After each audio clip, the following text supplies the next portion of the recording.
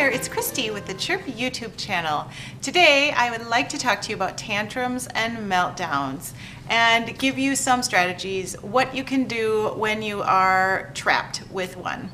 Of course, there are lots of things we can do to hopefully prevent tantrums and meltdowns and to hopefully make them become less and less frequent, but sometimes they happen and we need to know what our plan is so that we are prepared. Let me mention that some of the things we can do to prevent them are make sure that our kid has a good way of expressing herself.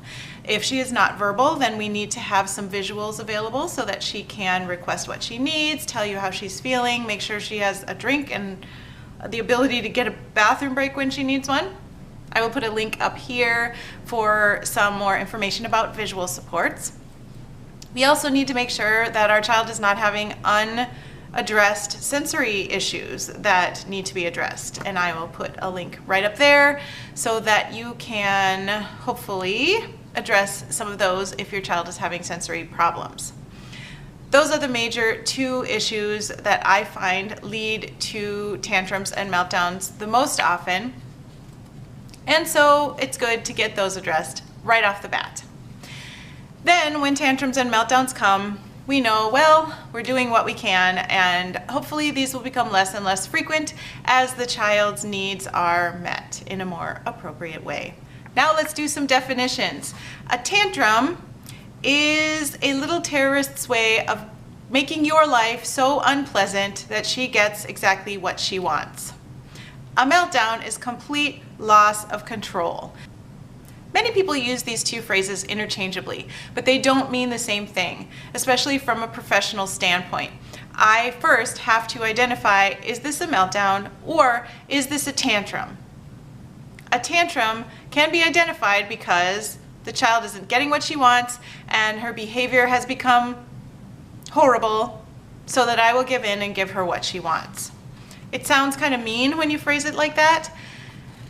From the child's perspective, she's being mean. She doesn't know that she's being mean. It just has worked for her in the past, so why wouldn't she keep doing it? If she wants a truck off the shelf and no one gives it to her immediately when she wants it, and she has a tantrum, and then, oh, what do you need? Oh, I see you want your truck, and we give her the truck. Now a tantrum has become a successful communication tool. We need to break that. We need to, when she's having a tantrum, we say, when you are calm, you can ask me for the truck, and then we'll get it. The tantrum has ceased to function as a communication tool, and therefore it can be phased out and gotten rid of by the child. So then we have a more functional behavior in its place, asking for the truck, whether that is with a gesture or with the visual support or with the words if the child is capable but just needs a reminder now and then. A meltdown can start as a typical tantrum and then get to the point where it has become a meltdown. If your child is in a meltdown, there is nothing that is getting processed. The brain has shut off. It is a red alert moment. You cannot teach your child anything in a red alert moment. It won't go in. It won't get learned. It's just bouncing off the wall. This is not when we can try to teach a lesson on self-control. It's not the time. Some kids may not even remember what happens in a meltdown, and they may be surprised to hear that they hurt someone or that they broke a lamp, or to find that they have kicked a wall and bruised their knee. This may be a real surprise to them when they recover themselves because they didn't even have any awareness of what was going on during that time. Here are some key features of a meltdown. A meltdown usually has an aura beforehand. I hear that migraines have this similar kind of aura sometimes. The child may make certain sounds or start repeating certain phrases or certain words that indicate we're on a ramp and it's going up towards bad land and we don't want to get there. Sometimes we can reel it back in once it goes in that direction, and sometimes it's already too far by the time we realize that it's coming to reel it back in, and we are stuck dealing with the shrapnel afterwards. The more that we can recognize what the symptoms are beforehand, the more we can quickly intervene with calming strategies and removing the child from stressful situations, and therefore hopefully not get to the meltdown stage quite as often, because we are learning what the warning signals are and we are responding to them. Another feature of a meltdown is that the child doesn't care about getting hurt or about hurting other people. A child in a meltdown will not be having a fit on the floor and then peek to see if you're watching. That is a sign that it's a tantrum, not a meltdown. Kids in a meltdown are not trying to manipulate you. They are completely out of control. It's not a game. It's not because they want something and you're not giving it to them. They have lost control. A child in a meltdown is incapable of successful communication. You might hear some words coming out, but this is not the time to have a back and forth communication, because those communication channels are not working properly. In a meltdown, it doesn't matter anymore if you gave in and gave the child what she wanted, because it's not about that anymore. The level of frustration got too high, and even getting what she wanted would not solve the problem anymore. Meltdowns also do not end suddenly. They usually need to ramp down. They need to spin themselves out, sort of like a tornado. Okay, step number 1, don't give in to a terrorist. The more times your child has a tantrum and you do what she wants, the more ingrained tantrums are going to be in her little brain, and the more frequently she's going to use them as a manipulation strategy. Do you want your child to manipulate you with her behavior? Probably not.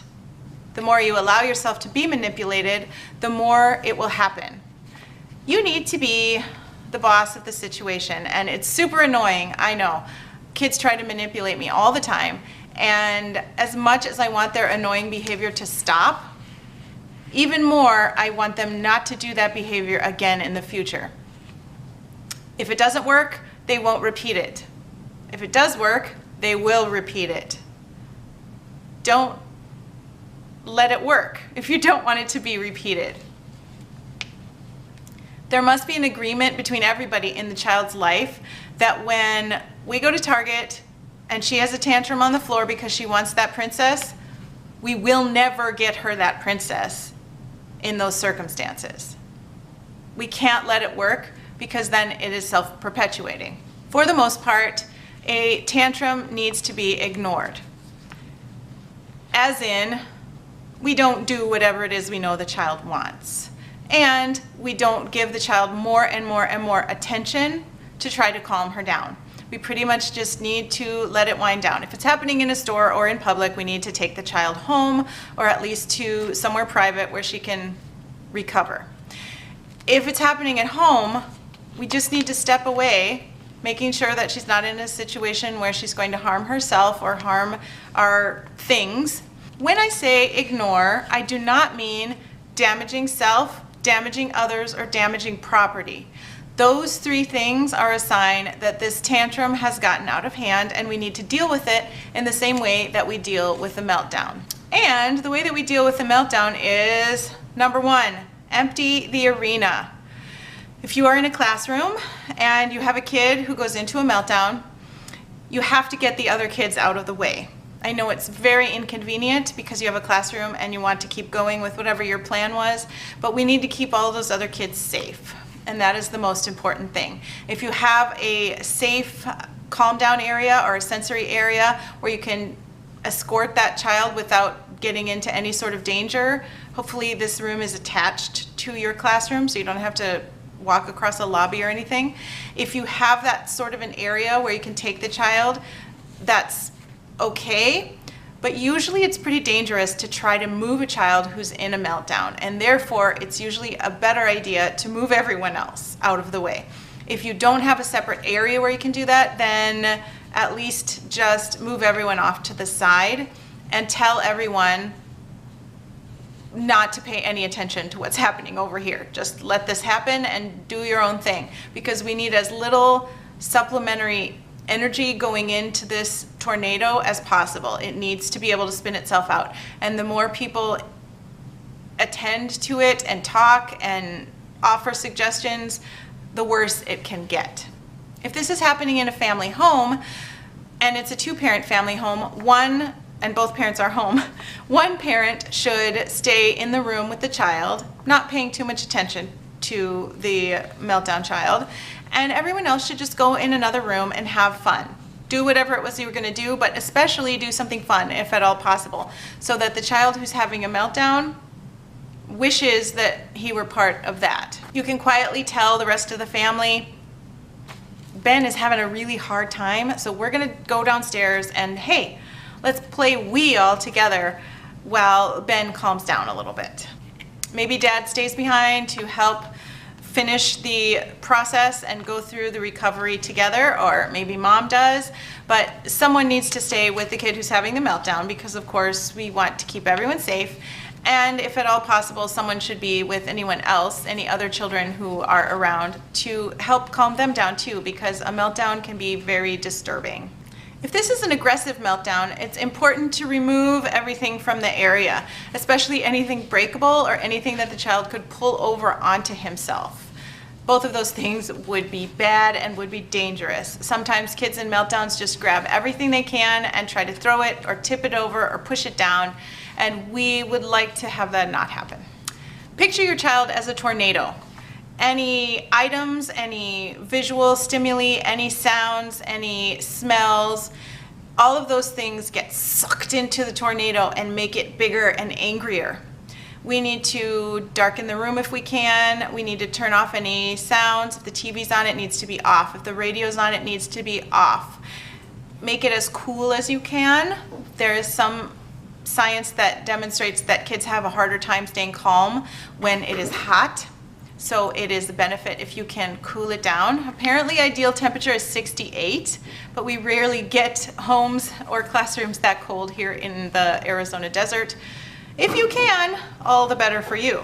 The next step is to pick one phrase and use only that phrase for the duration of this meltdown. Usually I pick a phrase that has something to do with something really positive that we're going to do once the meltdown is finished.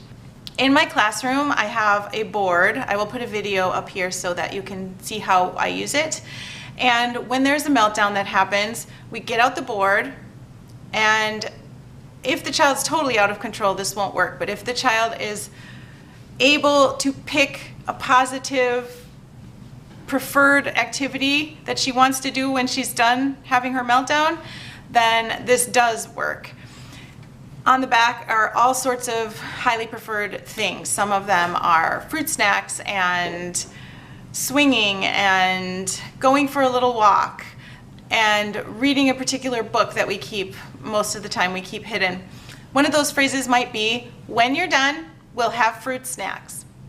We don't have fruit snacks in my classroom except at snack time. And so it's very special to be able to imagine squirreling yourself away under the table in the little sensory tent and just eating a whole bag of fruit snacks. That's very exciting. It's a highly preferred thing, and what happens is that I reward the end of the meltdown. It sounds kind of like I'm rewarding the meltdown. Like if I have a meltdown and then I get better, I'm gonna get fruit snacks, extra fruit snacks. That is not how it usually works. What usually happens is that the length of time it takes for the child to spin out of the meltdown gradually gets shorter and shorter, because there's that big thing at the end that is encouraging her to come out of it and to control herself quicker and quicker. I want to reward finishing the meltdown, and that is why I offer special activity at the end. If you are a parent and your child has meltdowns at home, you might want to have a special activity, maybe a special Thomas the Tank Engine that you only play with to reward your child for very special things. Maybe you have a marble run, but you only put it together after recovery from a meltdown. And that's something that you can promise your child in the midst of the meltdown. You can say, when you're done, we'll play marble run. Of course, you can also use special food items. It's not my favorite, but I do it in my classroom because it seems to be the most motivating. It's really more important to help my students learn to stay calm and regulated than it is important to not give them any food treats. keep that in mind as you're thinking about your own rewards that you might use. Sometimes food is a good one. If this is a situation where your child has had a tantrum that turned into a meltdown because of wanting a particular thing that you weren't going to give her, don't give her that thing as the reward. So if your child's at Target, has a tantrum because she wants that princess doll, you come home, it turns into a meltdown, she's out of control, and then she recovers and she's regretful and sorry. Don't give her that princess doll as the reward for her recovery. That does indicate that eventually she will get what she wants. And the lesson is, a lot of times we don't get what we want, and that's hard, and we have to learn how to cope with that. After you figure out what phrase you're going to use, keep repeating it every once in a while, maybe every minute or every 2 minutes. As your child is crying and screaming and possibly kicking the floor or yelling swear words or whatever it is, don't say anything else. Don't try to reason with your child. Don't try to convince her that her behavior is weird or crazy. Don't try to tell her how disappointed you are. Just keep calmly telling her, when you're done, we'll have some fruit snacks. If you want to, you can do some extra encouragement every once in a while. You'll be all right. It's okay. Mom's right here. You can calm down. I know you can do it.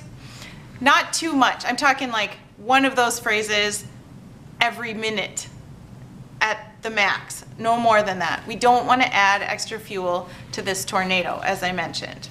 Think about the last time you were in a red alert. If you were super angry about something and you just needed to shout about it or vent about it, could your calm friend convince you that maybe you were a little bit extra angry?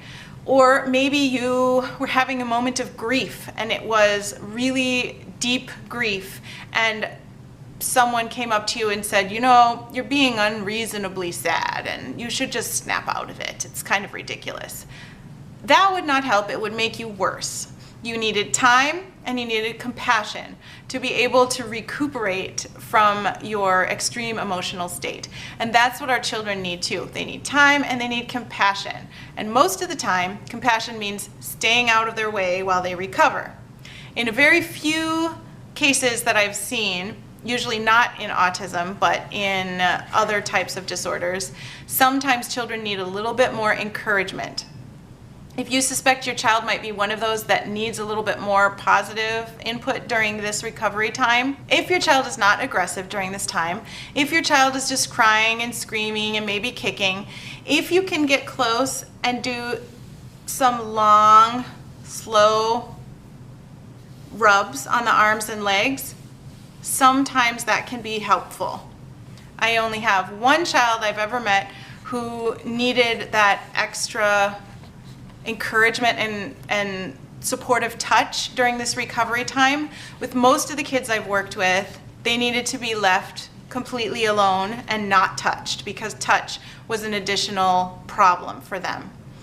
So you get to decide, as the person who knows the most about this child, if your child is one that needs to be completely left alone, and if your child has a diagnosis of an autism spectrum disorder, I suggest that's where you start. Or if your child might be one who needs a little bit more supportive touch. The next thing I want to say here is pretend you're a professional dealing with this child, not your child's family. Maybe you are a professional and you still need some objectivity. Just don't take it personally. This child is not trying to punish you. This child is not trying to hurt you personally. She is out of control. She has yet to master the skill of controlling herself, of staying calm and regulated. It is not easy for every child. It is really hard for some children. We need to help them. We need to help them by not giving in when they have a tantrum. We need to help them by giving them support and time and space when they need to recover from a meltdown or a tantrum. These things are the loving things to do, and we are the adults. So we need to be the ones to take a step back, take a deep breath, and just carry on being detached. We need to let the child have her own emotions. We need to let her process in the way that she needs to without hurting anyone else, and we need to help her recover once she is ready to. Some tantrums take longer to pass than others. For a typical child, 5 to 10 minutes is pretty normal, but for a child with a developmental delay, it could take much longer. Sometimes they can go on for hours. I worked with a child who would have, instead of moments of tantrums, he would have moments in between all the tantrums and the meltdowns, moments of lucidity and relationalness. It was pretty crazy. He actually is in regular ed now and doesn't need any extra supports, and he is fantastic. But it was a really hard slog there for his parents to get through all of those tantrums and all of those meltdowns and to keep on encouraging him out of it. It's really hard not to take it personally, but the more we detach and be professional about it, the easier it is for our kid to not feel shamed for being unable at this point in his life to control himself. And sometimes that shame that is internally heaped upon a child for having tantrums and meltdowns can in turn lead to more tantrums and meltdowns. So the more positive feedback we can provide, not necessarily in the moment, but at some point, the less likely it becomes every time that there will be more of these situations. The next step is the follow-through. And this, of course, is when your child is calm again. In my classroom, we tell that children are calm because they have quiet voice, quiet hands, and quiet feet, so they're not hitting, kicking, or screaming. Then we do whatever it is that we promised the child we'd do when they were finished. So I have the fruit snacks in my hand as the child is having her meltdown. I keep on showing them to her every minute and saying, when you're done, we'll have fruit snacks. I have them right here. And then I just calmly stand back and allow her to continue. When she actually stops crying, I hold up the visual that we have and I say, you have a quiet voice, quiet hands, and quiet feet. You're all finished. Here are your fruit snacks. Sometimes there will be a little residual crying, or she'll start up again sometimes when I offer her the fruit snacks, and then I'll say, oh, I guess you're not finished. I'll wait. And I stand back and allow her to finish her last little spurts that need to come out sometimes. This is the time to show lots and lots of compassion to your child. Verbally and physically, make sure that you are doing some loving touches on her arms, maybe on her legs. Give her little hugs if she can handle it, or kisses on the top of her head. Whatever it is to show her that she is still accepted, that she is loved, that she is important. Say things like, sometimes it is really hard to calm down, or sometimes it's hard to cope with strong feelings. Or you can brainstorm with your child, what could you do next time you feel that strong of a feeling? I have lots of videos on social emotional skills, and I will link to one of them right up there. That is an important area of development that a lot of our kids are kind of missing. In fact, I was missing that area of development myself as a child, and I've had to kind of teach myself that as an adult. It's still really helpful. It's probably helpful for everyone to learn some of that stuff. At this point, the meltdown or tantrum is finished, and you can escort your child back into regular daily life. You offer tissues, maybe you help her wash her face, you have her go and say to the rest of the family, I'm all done now, can I play Wii with you? Or you have her come back to class after a little interlude and say, I'm all done, sorry I was noisy, and we just move on with whatever we had been doing. I realize this sounds a lot simpler than it actually is. I've done this many times, more times than I can count, and it's never easy because I always want to step in, say the right words, and the child will magically recover. That has never happened, and I don't think it ever will, because the issue isn't that the child is not convinced. The issue is the child is out of control. I can't fix that. All I can do is offer the right environment for the child to calm down and recover. If you have no idea what's causing some of your child's tantrums or meltdowns or both, I really recommend that you get a professional involved. An early childhood speech language pathologist is really great if your child is 3 and under, and that's a great age to start working on this, because the older kids get and the more ingrained these habits get, the harder it is to break them, though definitely not impossible. Most of the kids I work with are way past that age, and we're still working on it and making progress. If your child is older than that, obviously you want to be working with the child's school, and maybe find a speech language pathologist who works in the schools to kind of assess how your child is functioning, how your child is communicating, what are some other issues that might be going on. And you probably also want to get some sort of a sensory inventory to see if your child has some sensory needs that are not getting met. I will leave more information about all of those things in the drop-down information box, so take a peek down there, don't miss out.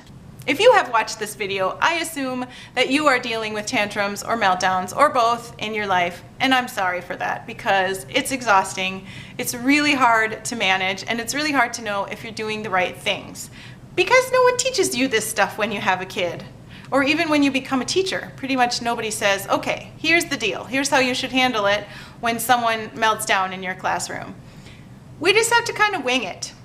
Well, hopefully you don't feel like you're just winging it anymore. Hopefully you feel well prepared to deal with the next tantrum or meltdown that comes your way. Please feel free to leave questions down below, and I'll see you in my next video. Have a great day. Bye.